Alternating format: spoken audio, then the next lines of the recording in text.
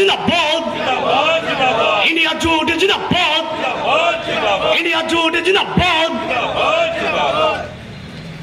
কমিশনে আমরা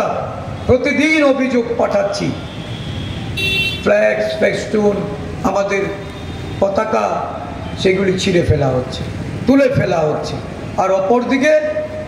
অর্থ বলে বলিয়ান হয়ে দেশের গরিব মানুষের অর্থ যারা ওই ইলেকট্রাল বন্ডের মাধ্যমে যারা দেশের কালোবাজারিদের দেশের বিভিন্ন কর্পোরেটদের সুবিধা পাইয়ে দিয়ে তাদের নিয়ন্ত্রণে একটা সরকার পরিচালনা করার জন্য তাদের কাছ থেকে যে অর্থ তারা কালেকশন করে নিয়েছেন এই হাজার কোটি টাকার একটা অনৈতিক ইলেকট্রাল বন্ড আইন করে যারা এটাকে স্ফীত করেছেন সুপ্রিম কোর্টের নির্দেশ এটা অসাংবিধানিক।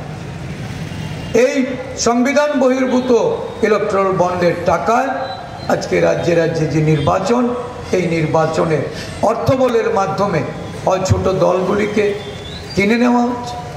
নয়তো ওই ছোট দলের সঙ্গে সমঝোতা করে অর্থের বিনিময়ে নির্বাচনে জয়লাভ করার জন্য পেছনের দরজা দিয়ে ক্ষমতায় আসীন হওয়ার জন্য একটা মরিয়া চেষ্টা এই শাসক দল বিজেপি শুরু হয়েছে। এই রাজ্যের মানুষ বুঝে গেছে, এই রাজ্যের মানুষ দেখছে যে যারা আদিবাসীদের জন্য ওয়ান লাস্ট ফাইটের কথা শুনিয়েছিলেন, যারা বলেছিলেন যে ক্ষমতার লোভে নয় অর্থের বিনিময়ে নয় আমরা উপজাতি স্বার্থের জন্য লড়াই করছি তাই নো কম্প্রোমাইজের কথা বলেছেন, যারা বলেছিলেন যে উপজাতি স্বার্থ রক্ষা করার জন্য কনস্টিটিউশনাল রাইট এটাকে ছিনিয়ে নিয়ে আসতে হবে। উপজাতি বন্ধুরা আন্দোলন করেছেন, আন্দোলন করে ভারতবর্ষের কালো আইনের বিরুদ্ধে তারা এই রাজ্যেও নানা ধরনের আন্দোলনের কর্মসূচি নিয়ে তারা পুলিশের গুলিতে মৃত্যুবরণ করেছেন, রক্তাক্ত হয়েছেন। ওই খুমলুঙের মাটিতে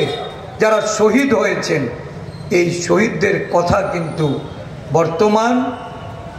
এই ত্রিপুরা মথার যে সুপ্রিমো উনি বেমালুম ভুলে গেলেন। তাদের এই আন্দোলনের কোনো মর্যাদা রইল না, অবমাননা করে আদিবাসীদের তাদের যে মর্যাদা তাদের যে সম্মান তাদের যে এই